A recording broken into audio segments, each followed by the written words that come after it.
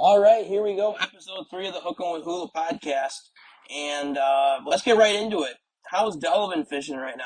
Absolutely phenomenal. It really picked up this past week with the bass pulling off the beds, the gills starting to get on beds, and now it almost seems as if the lake's in full rotation in terms of being able to go to just the local community holes and being able to pull fish out of there and being able to run patterns on different parts of the lake. Starting out with the gills. The gills are on beds anywhere from 15 to inches of water. I've seen them. They're scattered all throughout the lake, and it's really not too hard to see them. Obviously, now that we just had an algae bloom, it's a little bit tougher to see them. The south side of the lake looked a lot dirtier than the north side of the lake. It doesn't necessarily affect a whole lot of things, just in terms of if you're looking to pull them off the beds, it makes it a lot tougher. Bass, largemouth, couple still on beds. All the smallmouth are pulled off. I've caught in smallmouth in 25, 30 foot already. I've caught in largemouth on weed lines at 8 foot. It's really just, they're really scattered throughout the lake, but it's nice because now you can go deep and you're not forced to kind of stay shallow. This weekend, Sunday, fished the Wapta 300 with my buddy Zach. Had a solid limit, caught a 6-pounder. Everything was going well. My fish were alive 10 minutes before weigh-in. I go to look in at my 6-pounder, and she went belly up, and another 2.5-pounder that I had went belly up. It's probably the first time I've weighed in dead fish in, geez, I'm not sure, maybe 3 or 4 years. Wasn't too happy about it. Definitely sitting for 35 minutes, even if I have it on recirc with juice in there. That's, I don't know, not too happy about having to wait 35 minutes, but I guess I understand that it takes time to set everything up and so on and so forth. And looks like that big Betsy's gonna get put on my wall. Just kind of going back over the smallmouth, largemouth stuff. I catch smallmouth. They're all in their summertime haunts. They're deep. You're looking 25 to 30 foot of water. If you're trying to get them on live scope, I've been getting them pretty good on just a regular morning dawn robo worm. That's pretty much what everybody uses out here, and a Demiki rig as well, which is just a smaller 3/8 or half ounce or quarter ounce head, depending on what the wind's looking like, and then just like a 3-inch fluke style bait on the back of that. And then making sure I'm throwing it in front of them. If you're not doing that, same deal, 20, 30 foot, and just kind of go with the wind, kind of drag a drop shot on the bottom. That works well. Largemouth, you can catch them up to about 30 foot of water. Those guys really necessarily haven't had a whole lot of weight to them. They're super spawned out. Same as Zach Delio, but I'm throwing a big, 10-inch ribbon worm for them. 3/8 or half ounce. Bullet weight depending on how, obviously the wind and then how heavy cover that I'm fishing in terms of the grass. I'm throwing that mainly on weed lines, obviously just like Delavan and Geneva and Whitewater and all the lakes over here in southern Wisconsin. Weed lines this time of the year are just killer, especially for bass looking to target bluegill that are coming in and out of beds.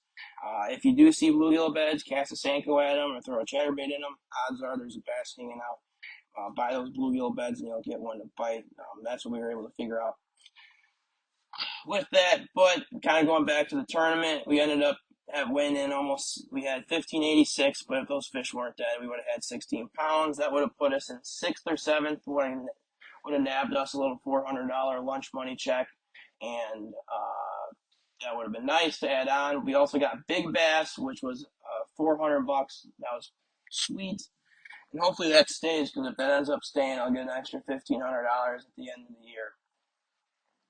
Northern pike, I've been getting them the same way I've been bass fishing.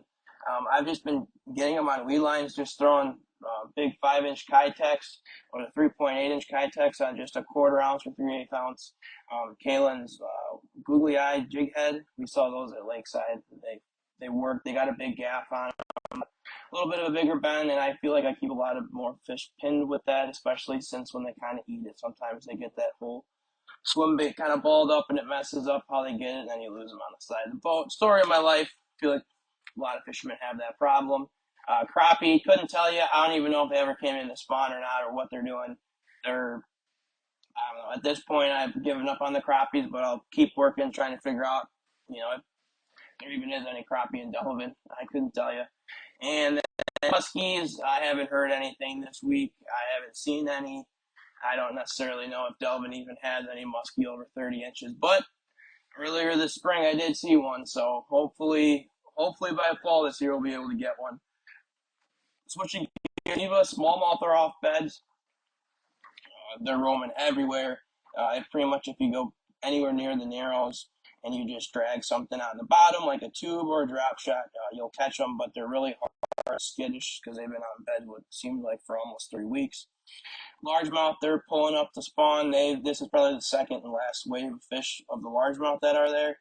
I don't necessarily know if they'll be there by this weekend, but there's bass that are on beds, bass that are anywhere from about, I'd say, inches of water to about 25 foot. When I'm fishing shallow, I'm just throwing regular lakeside bait and tackle Senko. I like just throwing a watermelon purple flake. That's what I've been getting a lot of them on. And if you want to also, move a little bit faster and you're fishing shallow, just a 3/8 ounce bluegill colored swim jig works well.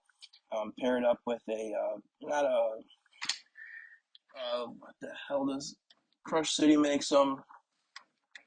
Blanking on the name right now.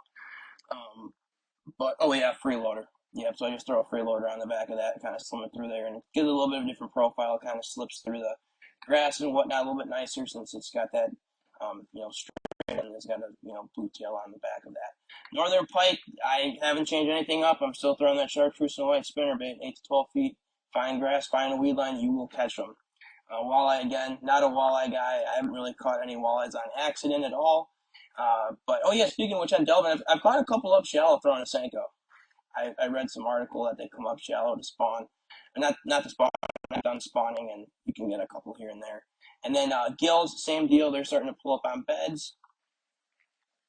In muskie, I haven't seen any muskie since the last one I saw in our last AC last Saturday. It was like a 50-incher. That thing was huge. That guy was hanging around Black Point, but I'm not entirely sure if I'll ever see him again. Crappies on Geneva, that's another thing. I have no idea. I haven't been able to find them. I'm going to keep working at it, though. I'm sure we'll find them eventually. And that pretty much concludes this fishing report for this week. Thank you, everyone, for tuning in. I got some stuff coming in, so for next week, I think it's going to be the best podcast I've ever had. And we'll see you next week. Thanks for listening.